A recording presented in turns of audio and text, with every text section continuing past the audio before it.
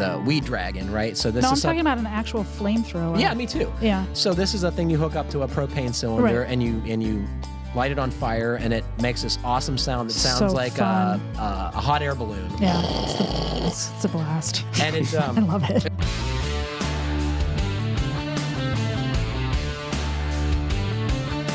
Welcome to the Fine Homebuilding Podcast, our weekly discussion of building, remodeling, and design topics aimed at anybody who cares deeply about the craft and science of working on houses. This is Senior Editor Patrick McComb. I'm joined by Deputy Editor Matt Milham. Hello. Design Editor Kylie Jacques. Hello. Producer Jeff Rose. Hello. Please email us your questions to fhbpodcast@taunton.com. You can find previous podcasts and check out the show notes at finehomebuilding.com/podcast. Wow, we got some great feedback on episode 185. Yeah. And I'm going to start with my favorite.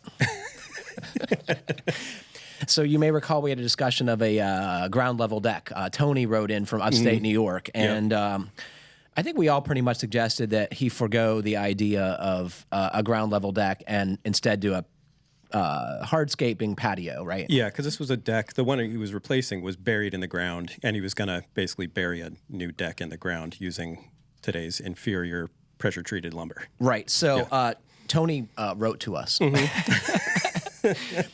Guys, gal, particularly Matt, this is my favorite, particularly Matt, I feel like I need to defend my question about a ground level deck. First, we have previous to this airing decided on a patio built on a plastic base. So he decided to use this product from Alliance, and it's called Gator, and it looks to be this plastic matrix that replaces the gravel layer, right? Yeah. Okay, so that's interesting. I was apprehensive at first since I haven't used this product, but it seems like it will suffice and solve our problem. Every patio I've ever done, we install 6 to 8 inches of compacted gravel, more for a drivable surface. For this size of a space, at 6-inch depth, that's about 5 yards of gravel and a yard of sand, almost 13,000 pounds of material to bring in prior to pavers. No question about that. Any less is a disservice to the customer, let alone the excavation of the existing soil to get down to depth and where that goes. I imagine Matt just didn't know this. You just don't plop down bags of gravel as suggested. That would be nearly 200 bags. Yeah.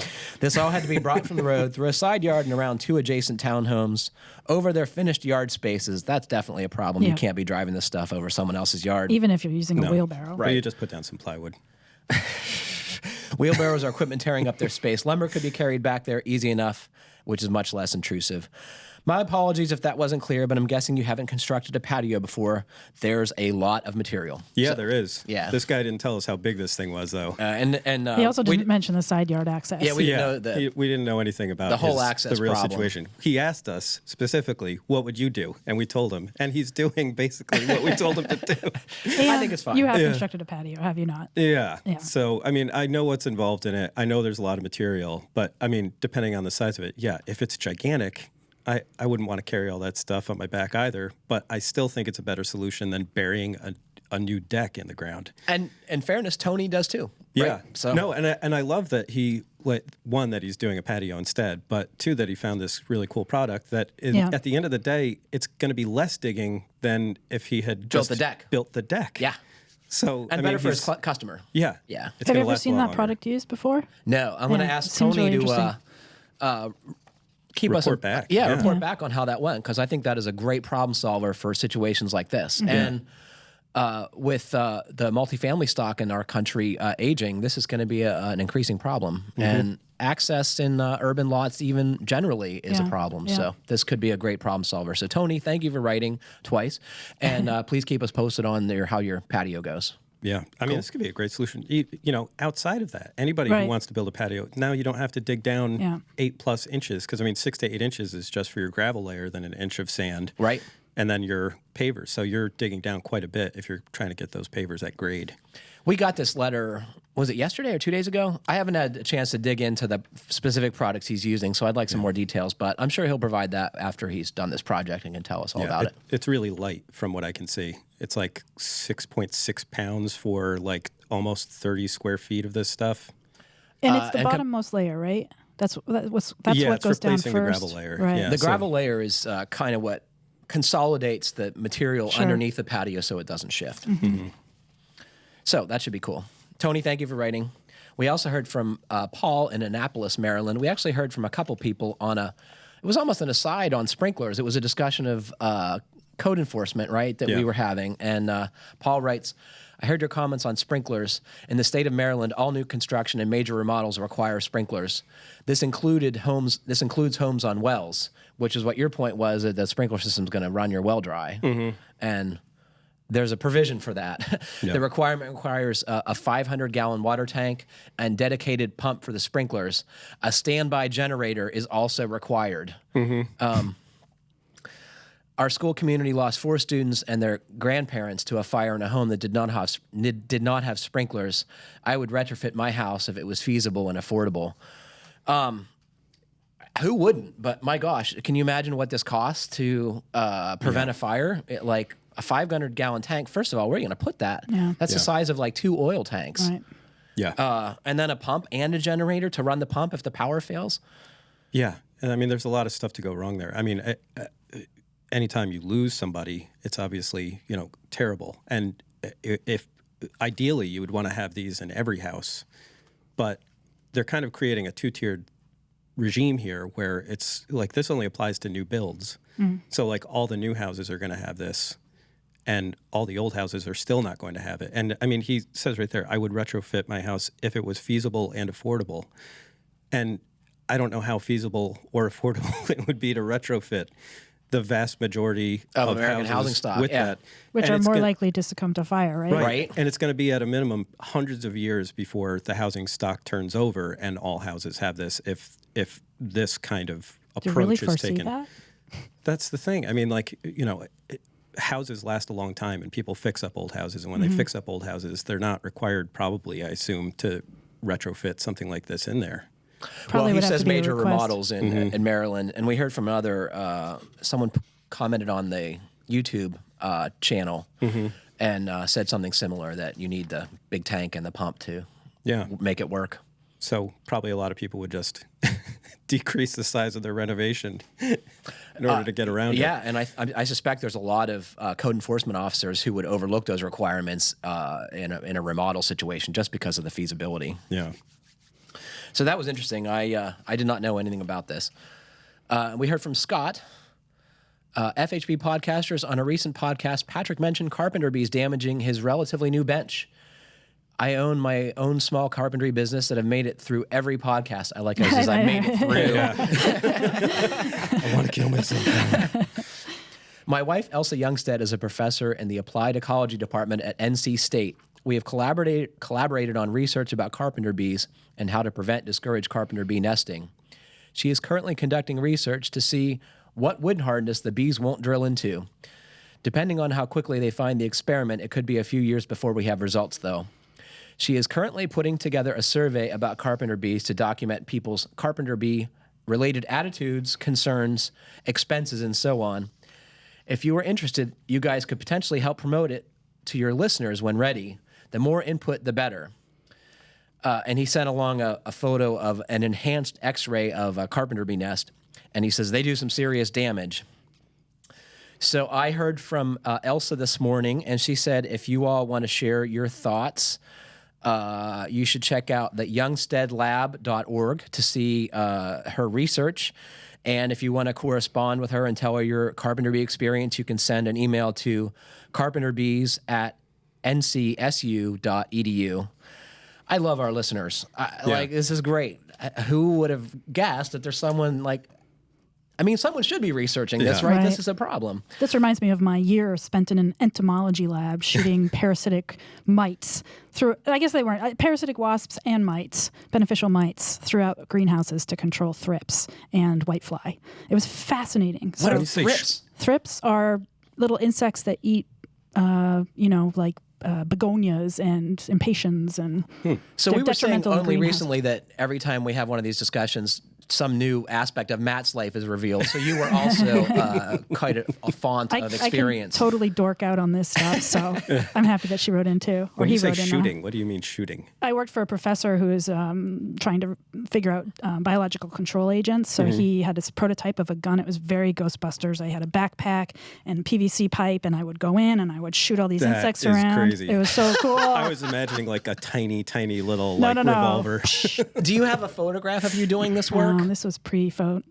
Pre-photo? Yeah, pre-phones. Yeah, so when Kylie was in the 1820s. So I love the idea that she's going to collect data on people's attitudes towards insects. That was my Carpenter bee related attitudes. Yeah. My attitude is any bee that's willing to work, I'm happy to have on the site. Do you feel like that about Carpenter ants? Yep. I overlook the carpentry bees that they routinely want to drill holes in my deck railings. They seem to like a vertical surface, and Elsa, you could confirm that or deny it, but they seem to be proliferating, and maybe it's because I've created great habitat for them. I can't wait to check out her site. Yeah, me too. So thanks for that, Scott. That was her husband, and Elsa is the researcher. If you have carpenter bee experience, please let her know. So, what have you been doing? I'm pretty excited, actually. I finally found somebody to work with on my soffit repair. Okay. We've been talking about, I've been mentioning it for months now. So. To refresh, you have some rotted soffit boards, and you've been having difficulty finding a carpenter who's willing to help you with a small project. Exactly. Okay. And I befriended the guy that had been working on the rental house next door. This is the guy you were spying on as he was working on the neighbor's property.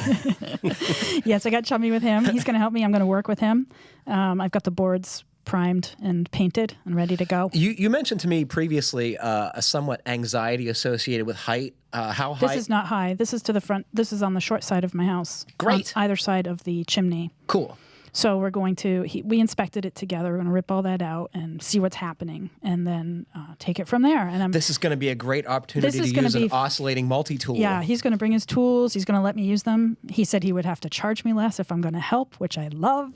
That is really not the customary arrangement. I was going to say. That's why I got chummy with him. Yeah, he's a nice guy. Bring brownies. Yeah, I got a Some kind of six-pack pastry. of beer. Yeah. Don't give him the beer until the job's done. Okay. What about you? Oh, I finally got those roof panels for my shed that I've So been these waiting are for the almost 2 clear months. roof panels for the potting side of your garden shed, and it's been taking a long time to get in. Yeah, it took a long time. And there was only for a slight complication with the order. Only one slight complication. I thought there were a number of complications. Well, I mean, other than it taking a long time, I had originally asked for 3 panels and then immediately upped it to 4 because I was like, I want to, if it's going to take a while, I'm just going to roof the rest of the shed and then, whatever's left, I'll fill in. And I wasn't sure exactly, how much they would go, how far it would go. Yeah. I wasn't sure how much I was going to have to lap and all that. So just to be on the safe side, I upped it to 4. And the guy said, great, 4 panels it is. Orders in, shows up on, I go over there on Saturday. It's 2 panels. It's 3 panels. And I'm like, man, I had figured it out for having 4 panels. And that's what you needed, right? And so that's what I needed. Yeah. So I pick up these panels. So you're going to wait another 8 weeks to get a 4th panel? Right, exactly not. No. So then I ran over to the box store and got some galvanized metal roofing and just filled in that last, because really it was like 3 inches that I had left to go. So it's not like you're going to lose any light. No, that's the thing. It's over the overhang, so it's not an issue. And the 2 profiles matched enough? They matched perfectly. Interesting. Yeah. Yep, because it's just corrugated. But these panels, the clear panels, they're polyester, UV stabilized polyester, reinforced with fiberglass, and they cut really easily with a grinder with a metal wheel in it. I found. Does it stink to high heaven? It smells a little bit. Yeah. Yeah, it makes some dust. Mm-hmm. But it was really easy to work with. They're stiffer than the galvanized metal. Really? Yeah. You have to pre-drill everything, which is not a huge pain in the butt. I don't know if you knew this, but one of the tips I learned long ago for those corrugated type roofing profiles is you stack them all up and drill them at once.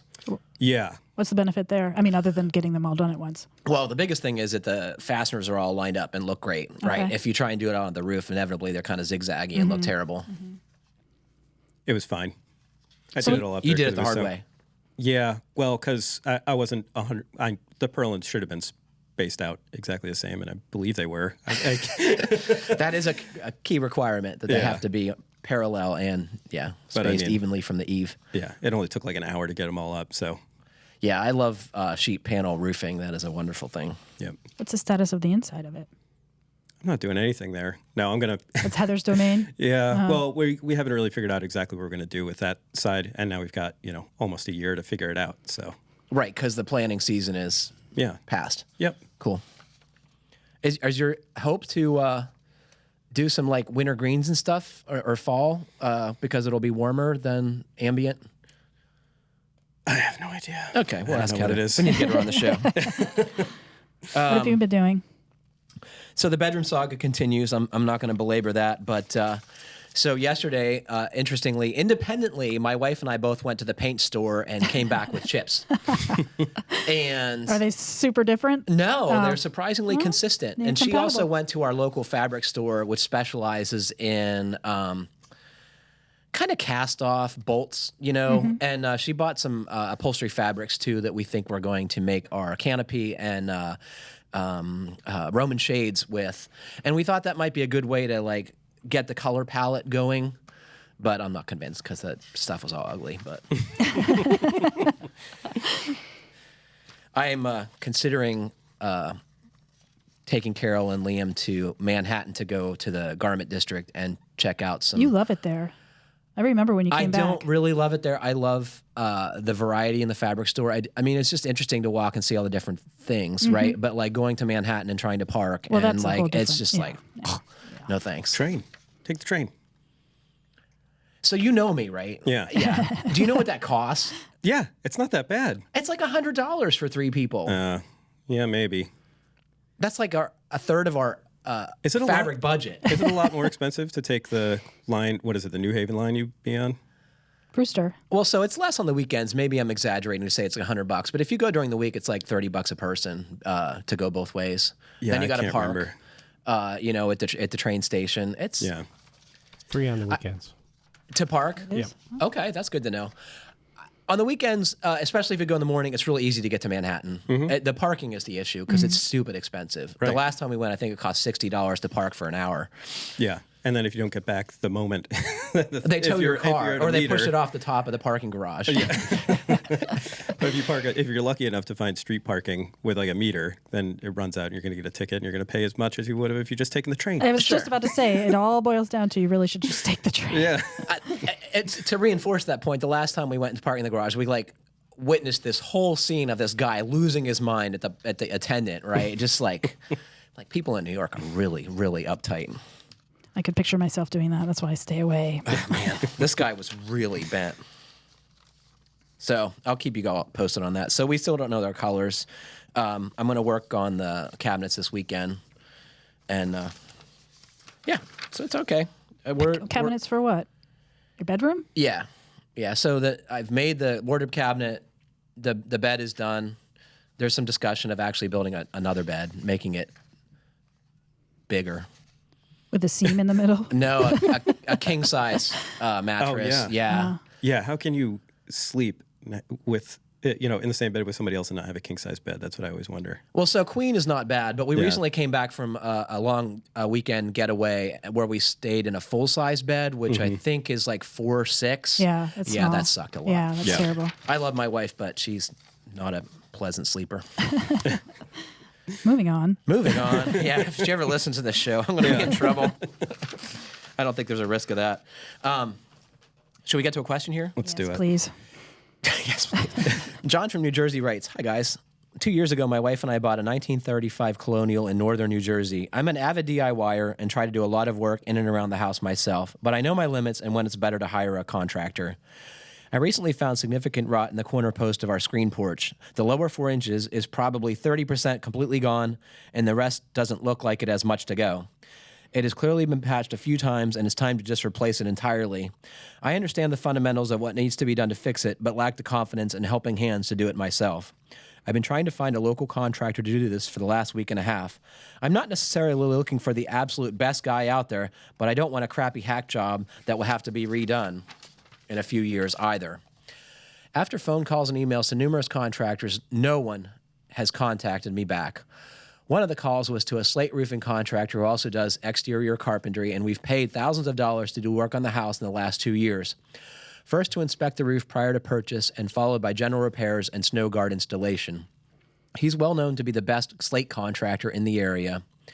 I don't know if this job is the type of thing he wants to do, but he's reminded me twice in the past he does exterior carpentry, and his website says the same. He hasn't returned my call or email in over a week. I feel that I'm the ideal customer. I'm interested in discussing details of the work beforehand, but let them do the work without getting in the way. I wasn't even home when he did the roof repair. I pay in full promptly, thank him for the great work afterward, and recommend him any chance I get. I know he's busy, but I just don't understand why I don't deserve the courtesy of a call back. I haven't felt this rejected since dating in high school. I love this guy. It's not often I have to hire a contractor, but every time I do, it's the same story. I'm left wondering, are they too busy right now? Is this below their minimum acceptable job? Are they simply not checking their email or voicemail? I can't recall the exact quote, but in an earlier episode of the podcast, Johnston mentioned that along the lines of, if you have to follow up with a contractor, he's not interested in the job. Do you think that's true? Should I keep trying to move down the list until someone wants the job, even if that means hiring a subpar contractor? How do I get a contractor to call me back, even if the answer is sorry, I don't want this job? I get it, and that would be fine. I would be fine with that, but I just want closure. Separately, any tips for finding other people like me who are interested in doing this type of work ourselves? We live in an affluent area where few people can be bothered to even mow the lawn, so neighbors, unfortunately, are not an option. Wow, this is a great question. I have lamented this very situation So in tell me almost these exact words, and he's saying that he's only worked on it, well, not only, but he's been trying for a week and a half. I have tried for months on end to find somebody to work on this stupid soffit repair that I keep mentioning. Right. So finally, it just so happened this guy next door, but other than that, I could not find anybody, and I tried many people. In fact, similar to what he's saying, I had somebody replace a lot of trim on my house, and I was also very happy with the work and made mention of that multiple times. We seemed to have a nice rapport. He did extras that he didn't charge me for. I also paid in full right off the bat, super complimentary. He was at my house for 2 days and nothing after the fact. I had showed him that job, and he had said he was interested, and then he just ghosted me. So I feel for this guy. It's very frustrating if you don't have the skill set and you're willing to pay top dollar and you're easy to work for and nobody calls you back. I don't get it, quite frankly. But I have been told it's because people don't want small jobs like that. Well, I'm not going to excuse contractors because generally they don't play by the same rules of business as other business people, right? I don't like that. I don't either. And I think it's definitely an inadequacy in the industry. If you don't want the job, just say it. Yeah, That's fine. exactly. Move on, Yeah. right? How long does it take to, Make a shoot off call. an email? Yeah, and it shows that you respect people's time, and I don't have an explanation except that they're very busy, and it's easy just to ignore stuff. Everybody's busy. And how do you know he's not in the hospital? Or there may be some Yeah, but other when you're going down a circumstance. list of multiple people. Yeah, well, yeah, for multiple people. But he's specifically talking about this guy. I thought, that this guy was not getting back to him. No, I think he's Yeah. tried to reach out to a few To people. a bunch of but, people. yeah. Then, in that case, yeah, I mean, All I can say is It's just strange that it's across the board, right. I don't have an explanation except to say that get referrals from your neighbors, right? And then when you call these people, say like, I learned about you from so-and-so. And that seems to be like the universal foot in the door. You can also But- offer to write a review. People love those. I don't know if builders so much care about that stuff. They probably appreciate word of mouth more. So that's an interesting conversation for perhaps another time, and I'll get more details. But one of my favorite contractors who works in the Portland, Maine area asks his customers not to review him on BBB, the Better Business Bureau, or Angie's List, or any of these things because inevitably those services, you're paying for the placement and their rankings. And it's not about the work you do. It's about how much you're willing to pay to be advertised. And oftentimes that puts you in the same league with lesser contractors. So he avoids that Interesting. altogether and relies exclusively on referrals from past clients. So I think that's the case with a lot of good contractors. I can't say that universally, but I don't know that those list services are all they're cracked up to be. But That's I do fair. know people who very much value the input they get with regard to Angie's List, but I've also heard contractors say that that's a complete scam. So I think we should dig into that at some other time. And I'd if like to- all of you out there have experience with these lists, please let us know how that's worked out for you, both in terms of consumers and contractors who use these things. I'd love to hear what you had to say. Yeah. One looking last at me like- mention. I'm wondering what's coming through on like the caller ID when this guy calls people. Like, I wonder if there's something You've weird said that that shows kind up. of thing to me too. Yeah, I like- don't. That's Like, I if don't there's buy any that. way to change it to, like, you know, rich Uncle Pennybags or something like that, so that maybe that'll force people to pick up. I found too that a few times now I've had retired carpenters that have come into my life for one reason or another, willing to do that kind of work. And once again, these are people you met and developed Right. a personal relationship with. So I Sure. think that's the difficulty, right? If you're cold calling someone and immediately you're skeptical. Mm-hmm. And I had that experience recently. I asked a local lumberyard for some referrals to good local contractors for article development, right? Mm-hmm. And I got this one guy, I picked up the phone, and I started like 10 seconds into my spiel. I was like, click. And I was like, so I called back, and I was like, let me get a little further this time. He's like, yeah, we're all set. And he thought I was selling something, right? Right? Yeah. He doesn't. Yeah, he didn't get it. So I don't know what to do. Yeah. So if you get a call from me, those of you who are listening, about article development, I'm not trying to sell you anything. Do we have any other tips? On that, no. I said my piece. I don't. Get referrals. Be patient. And I would get a longer list, maybe I if would- yeah, it's add to your like list, you know yeah. some rot repair that's going to take someone half a day.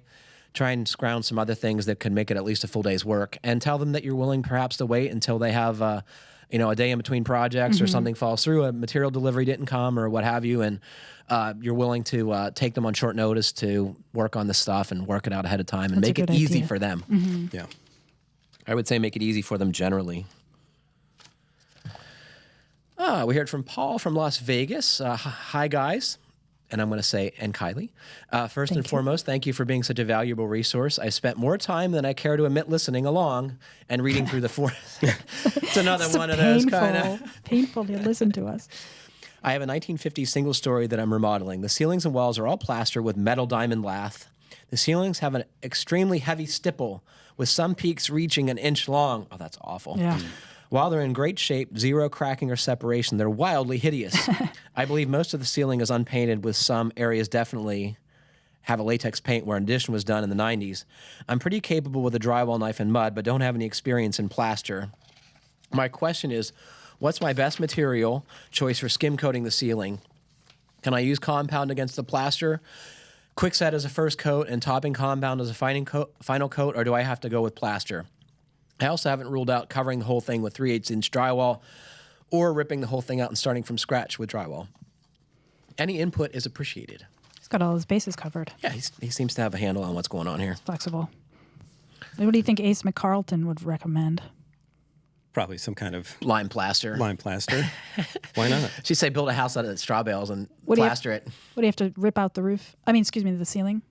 I would think that you would have to. If you've got peaks coming down to an Yeah. inch, I don't know how you're going to skim over that. Or scrape. What about scraping it off? Yeah, I don't know. Will you do So the grinder? go-to for this with textured ceilings is you pray that they're not painted.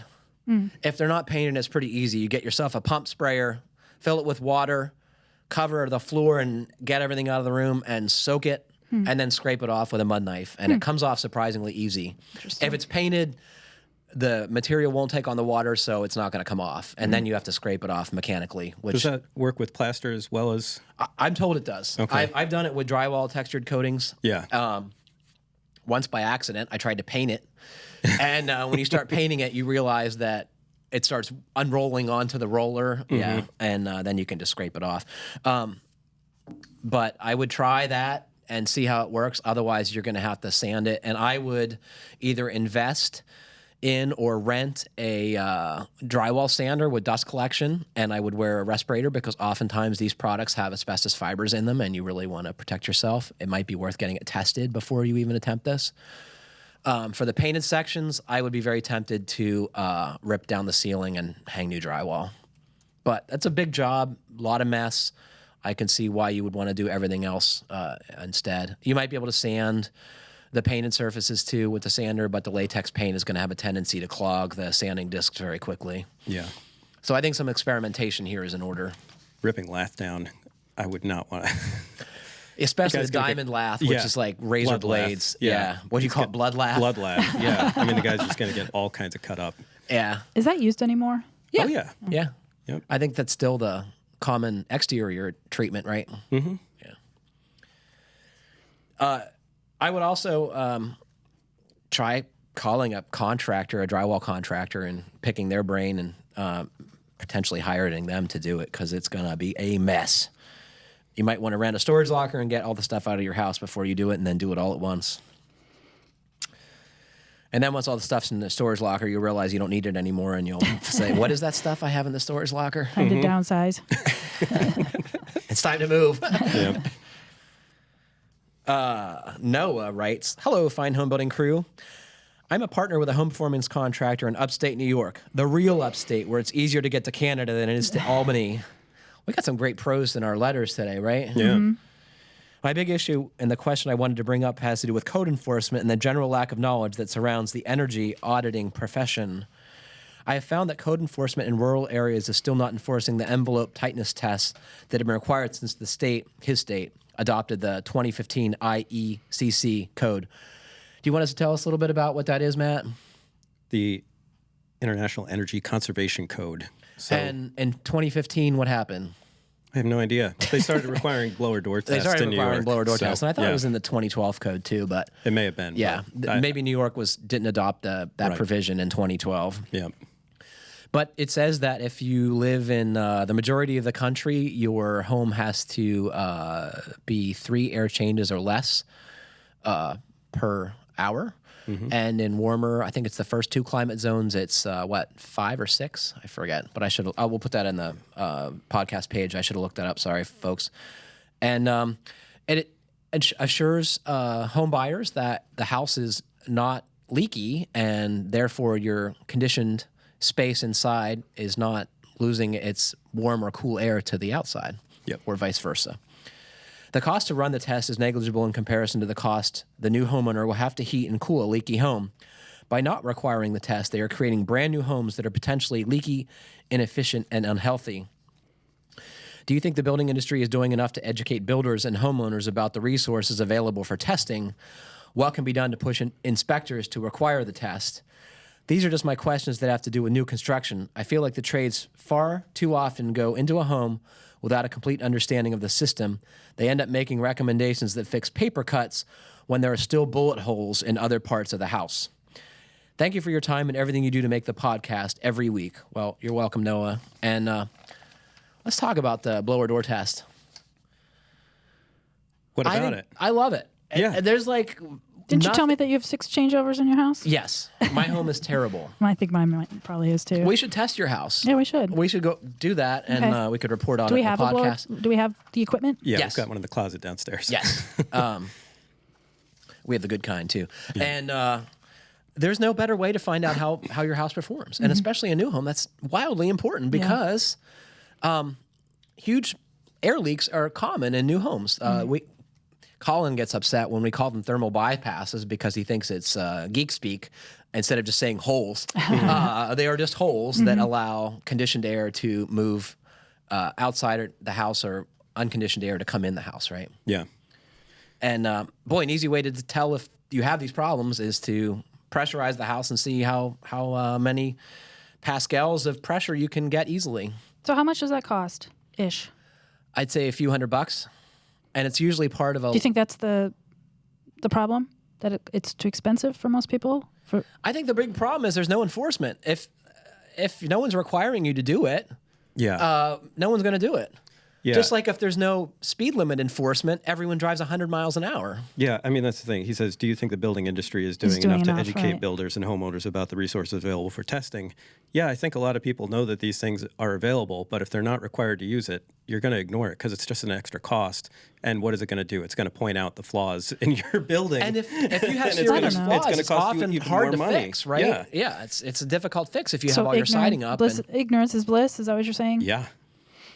And I think the way around of getting all the way down the path of a new home being completed, doing a blower door test, and then finding out the house doesn't pass, is to do incremental testing. It might mean you need to test 2-3 times. Right.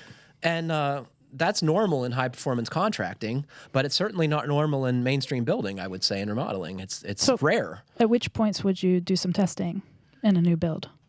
So I think it's a good idea to test when you have the house sheathed and framed. Mm-hmm.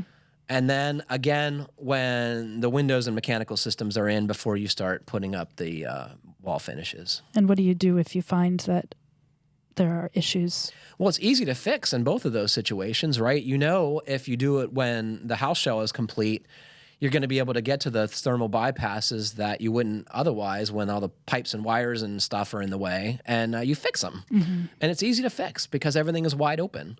And the other, you do it when the mechanicals are in after the rough ends, because drilling holes for pipes, wires, and ducts potentially contributes to a home's leakiness. So then you have to check again, and then you seal around those things, and you're good to go. Mm. Yep. That's good advice. I had a neighbor who was building a new home in my neighborhood, and he was building under the 2012 provisions, which required, I believe it was 5 air changes in our climate zone. And he asked me, he's like, is this going to be a problem for me? And he was using zip system sheathing with tape seams. And based on all the high performance building we see, that's a very easy way to get a pretty airtight house. It doesn't really change the construction process very much, excepting you put some tape on the sheathing layer. And I was like, you should really have me check it before you start, doing your wall finishes and what have you. And I kept reminding him, and I saw that house kept progressing, and I'm like, all right, man, let's see how it goes. So sure enough, when they went to get an occupancy permit, he called me up and he said, can you do a blower door test on this house for me? And I said, sure. So I came over and did the test. And he was very sure it was going to be very tight, under 3 air changes. And the high performance building community suggests that homes should be, 1.5, 1.6, 1 air changes per hour. I think if you can build a house to 3 air changes, you're doing pretty good. Mm-hmm. And so we did the test, and it came in at like 5.5, and he passed barely, but he could have had such a better house if only he would have just taken those initial in-between steps to test the house, and I was willing to do it for free. Yeah. And that's a shame. And it would have just cost him probably a few tubes of caulk. Right, or some tape. Yeah, right.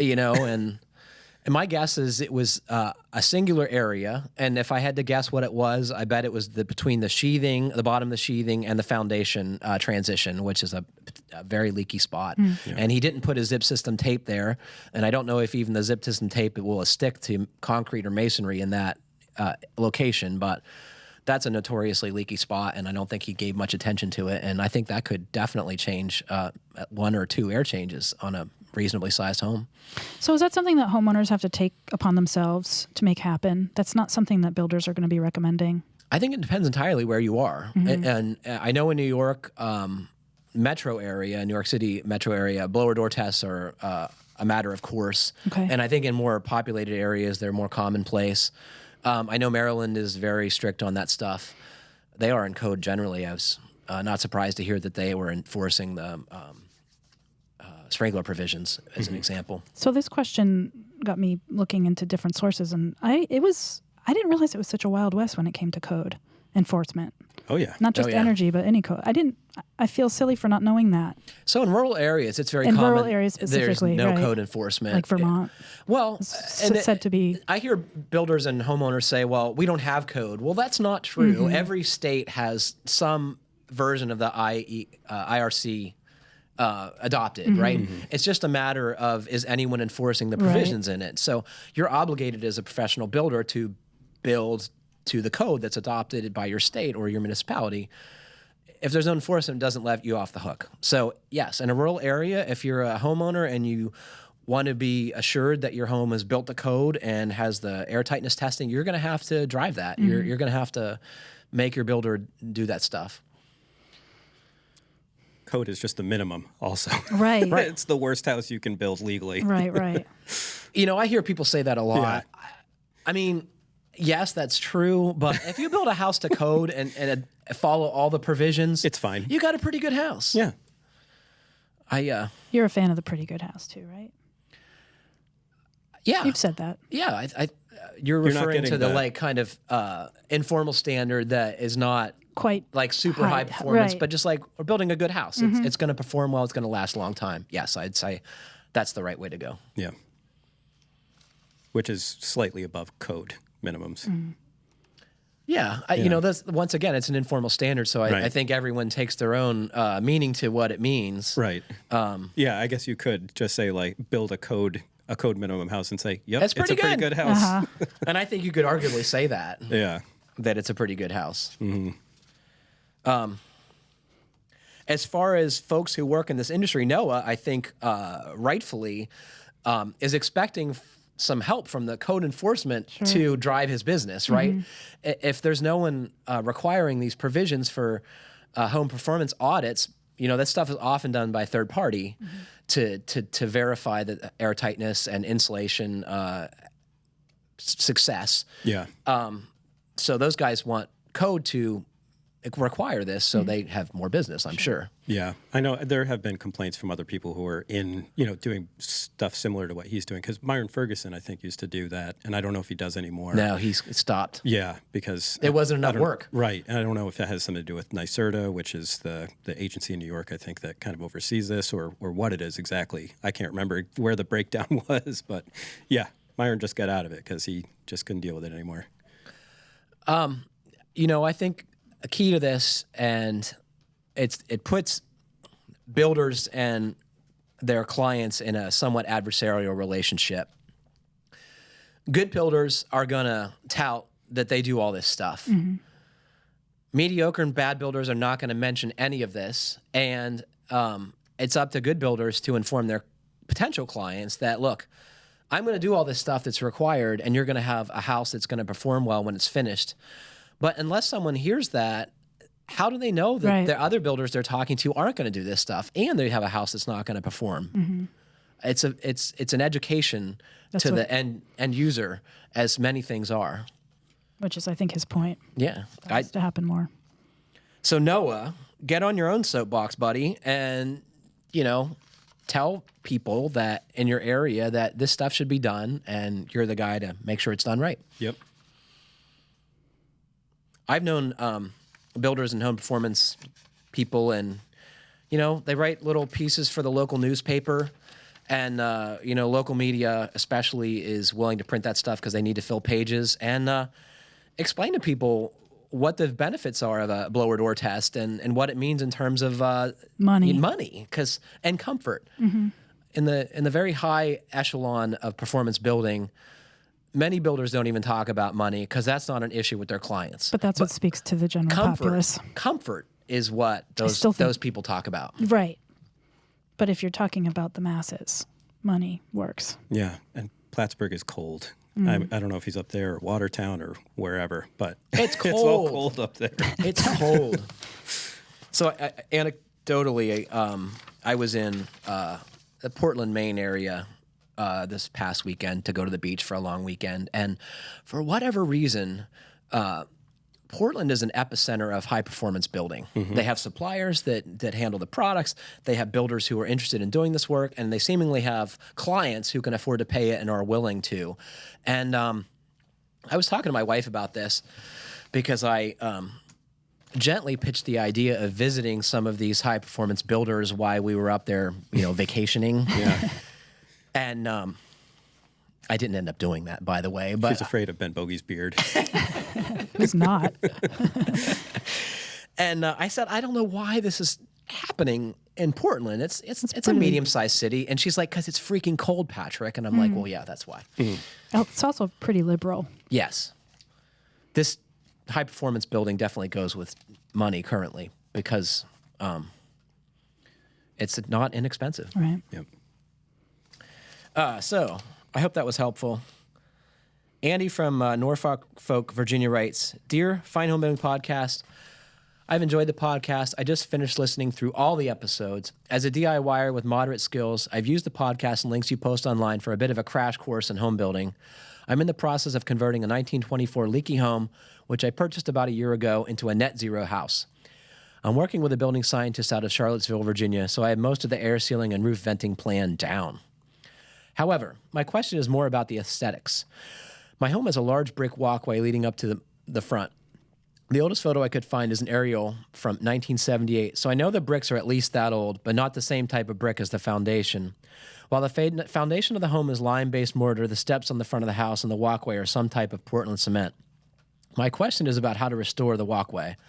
The bricks of the walkway are still in the correct spot. They've not sunk or moved. However, the area between the bricks is overgrown with grass. I can't tell if there was mortar there or just sand. Do I point with a Portland just like it was a wall? I've heard of polymeric sand being brushed in, so we should tell folks what that is. So this is like a bagged product. It's made for paver patios and walks, and when you're done laying all the stone or pavers, you put this in the joints, and that prevents the weeds from growing. Mm-hmm. And it's, as I understand it, and I might be oversimplifying, but it's a fine sand with what amounts to white glue inside. It's like adhesive. You're a fan, right, Matt? You've think it's fine. recommended that before. I think it's fine. Yeah. It can stain the brick. So there's one wrinkle. Right. There's one wrinkle with this. The manufacturer's website, Sacrete's product, says do not use on clay brick as it may stain them. Dun dun dun. So he's obviously got clay brick. I was wondering, what kind of other brick is there? I guess there's concrete brick, Yeah. but Yeah, I concrete. don't know if that counts as real brick. They may call it brick. yeah, but- and people will call concrete pavers, not brick. Yeah, but there's Right. concrete pavers that look like brick. right, but it's Faux concrete. brick. Yeah, but it's so concrete. brick is clay. Yeah. Am I wrong about that? No, you're right. I think Someone's you're going to right. write in and tell me I'm wrong about that. I think Yeah. you're right. And they're going to be wrong. So this don't probably do it. does have a concrete base and probably was mortared if those bricks aren't moving around You think? or haven't moved. I do. I think it's got a good looks like gravel. mortar. There's mortar in there.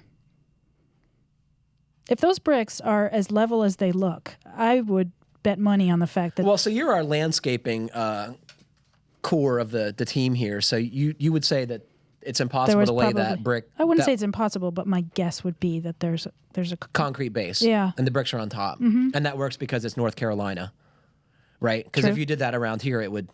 Just yeah, crack. And yeah, It would get bricks are not water good in it, for it the would- Northeast. Yeah. So the Brick Industry Association has some really good information. Lay it on me. As you might expect. Well, this is just sort of an aside, but because we've talked about stained stone before, I thought this was interesting. They've got information on preventing different types of stain on brick and like what causes them, and that each is a unique situation that should be handled chemically differently. So this broad, using hydrofluoric or hydrochloric acid, they're not recommending that as it's not a cure-all. Right. So, but that doesn't answer this guy's question, but I just thought it was an interesting aside. So either way, he's going to have to get in between those cracks and clear them out, no matter what he's... Can't you just spray Roundup on this? Jeez, Patrick. Actually, you know what he could use? I know my wife would kill me if she heard me say that. He could use a but, flamethrower. but I Yeah. think that might make the bricks crack. No, I've used flamethrowers on brick before. That's how So- you make brick. You just move quickly. You burn it. So you're referring to one of the brands is the Weed Dragon, right? So this No, I'm is talking about an actual flamethrower. Yeah, me too. Yeah. So this is a thing you hook up to a propane cylinder Right. and you light it on fire and it makes this awesome sound that sounds So like fun. a hot air balloon. Yeah, it's a blast. And it I love it. it attracts the neighbor's attention when you do this because I have one of these things. And then you can easily get in between those cracks and get it rid of the material. And the idea is not to burn up the plants, but if you hit them with a heat, even briefly, it kills them. Yeah. Yeah. And then they're easily removed.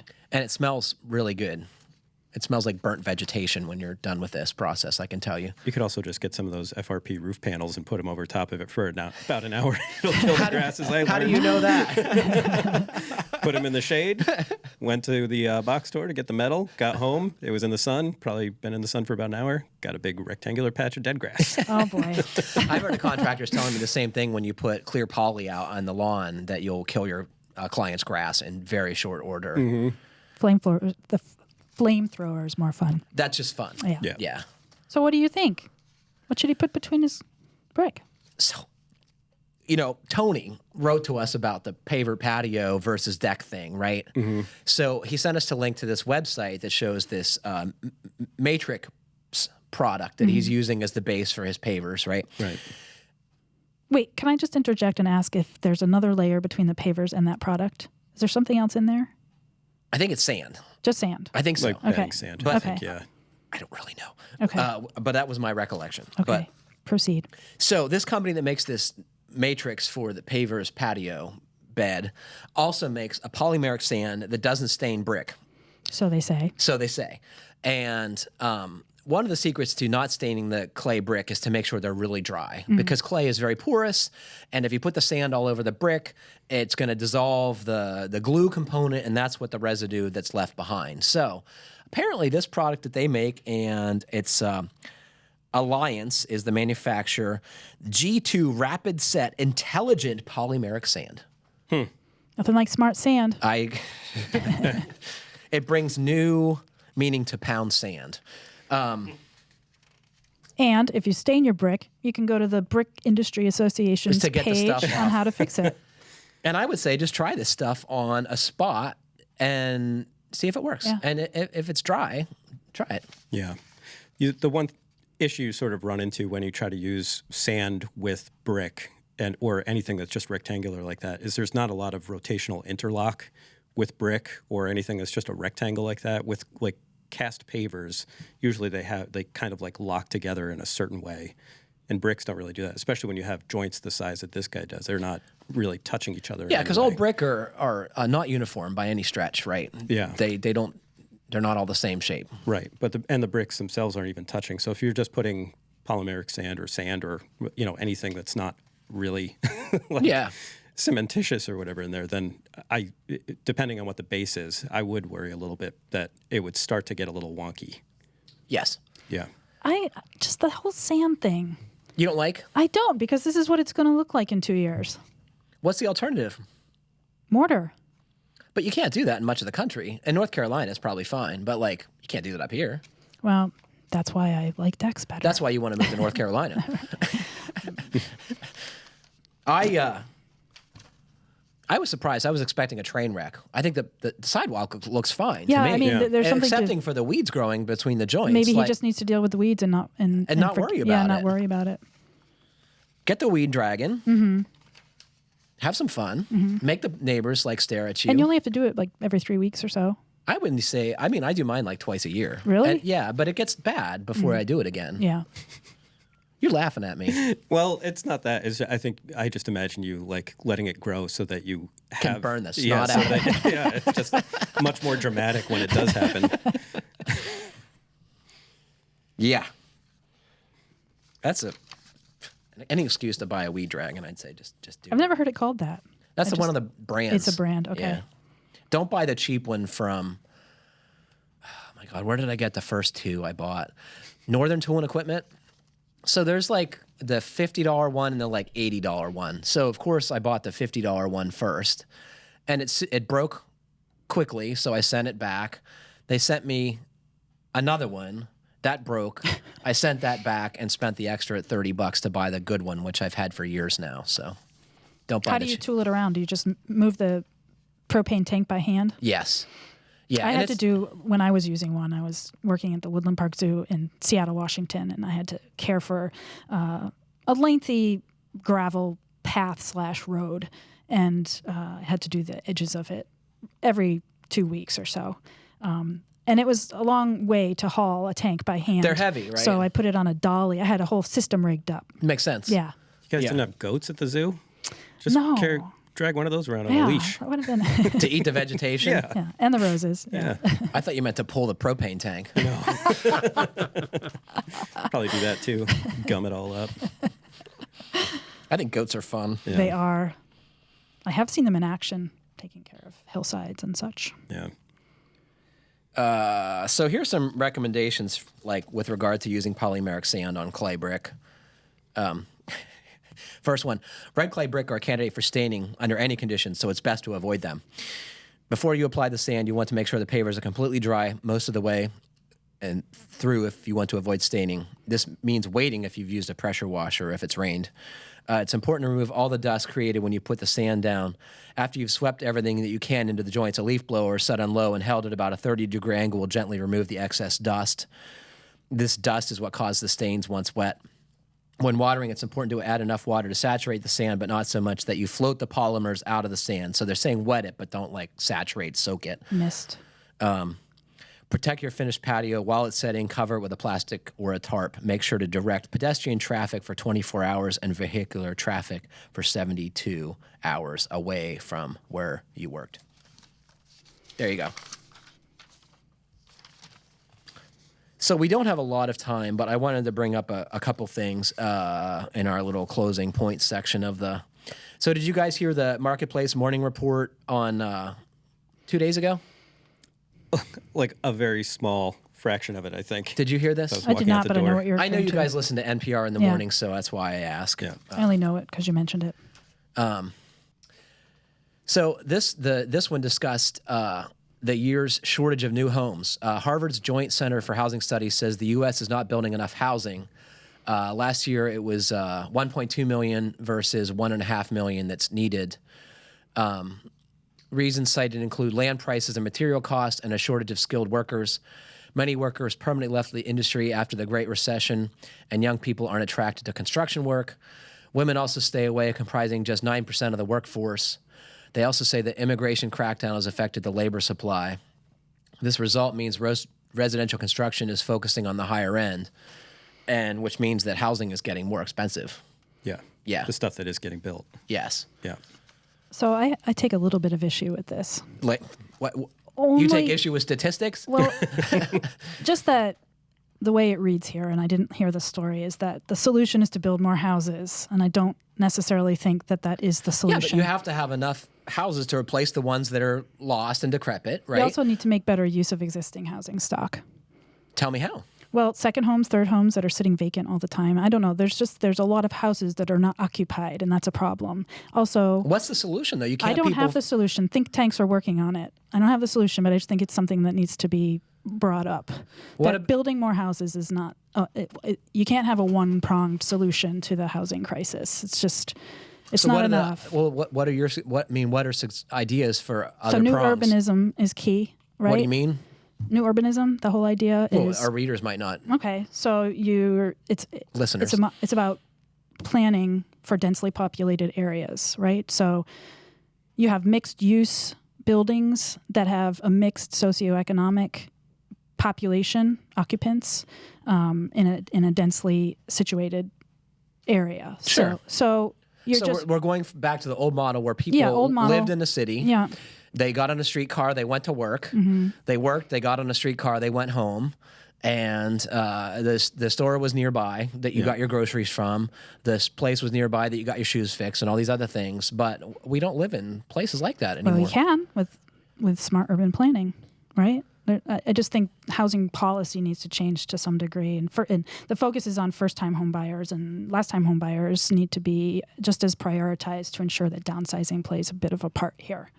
I just think there are think tanks, as I mentioned, out there thinking more along the lines of planning and policy versus let's build more houses, big houses that leak. But they're talking about building more houses. Like that, like the whole I new understand. urbanism thing is like Still still new just like houses. Yeah, but it's and they're smartly not, conceived houses that address more than the Right. single family need. but they're basically creating a new community. They're not fixing what's already there. They're like going out into the woods somewhere or into a field and putting up a new development. that just has all this stuff. So you're suggesting that's not really solving the problem. It's just It's just a different kind of house. Yeah, you're just creating something new and just ignoring the problem that exists. I think there's multiple solutions that need to come together. I haven't heard any incentivization for That's another building affordable houses, right? Yeah. Give builders a reason to build homes for entry-level home buyers. Yes. Give builders and developers a reason to work in decrepit inner-city neighborhoods that need development. Give tax incentives for buying smaller houses. I think I disagree a little bit that, you need X number of homes to replace our population increase and immigration and replacing homes that need replaced. I'm not saying building new homes is a bad idea. I'm just saying it's not the only solution. Yeah. Right. It can't be it.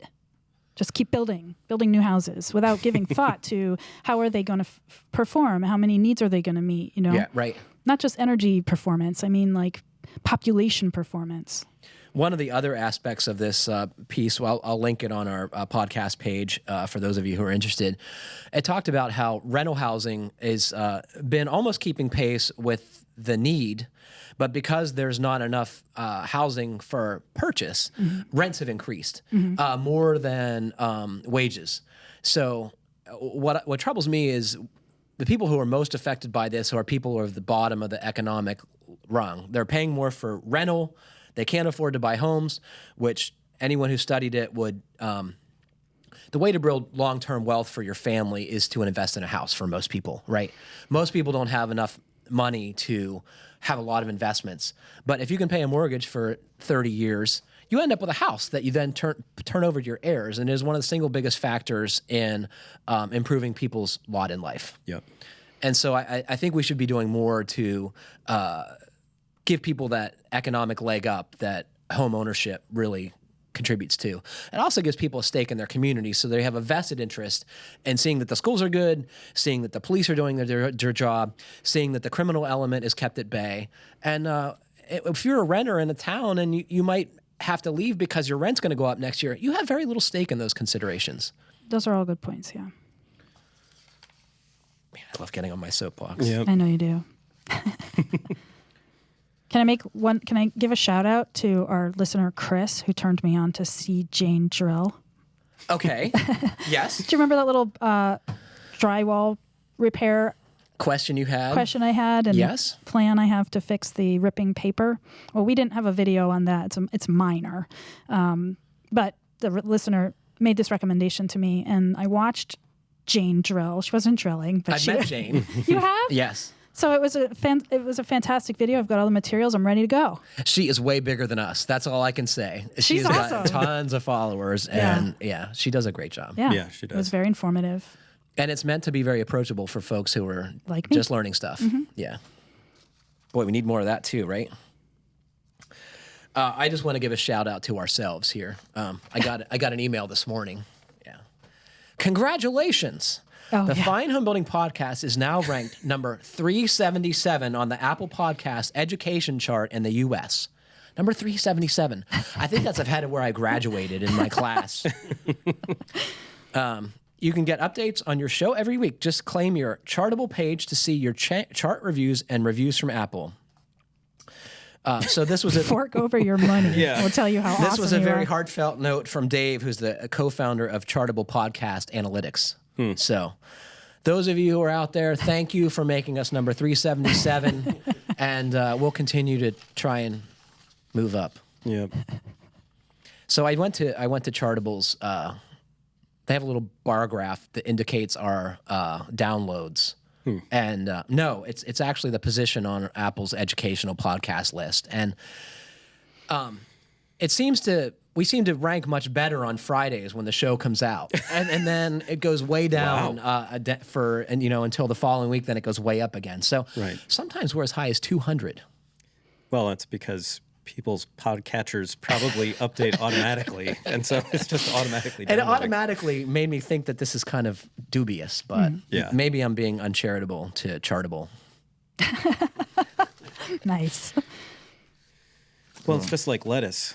You know, Of people course are it is. buying it. They don't. Doesn't mean they're eating it. You know, they're downloading it. Doesn't mean they're listening to it.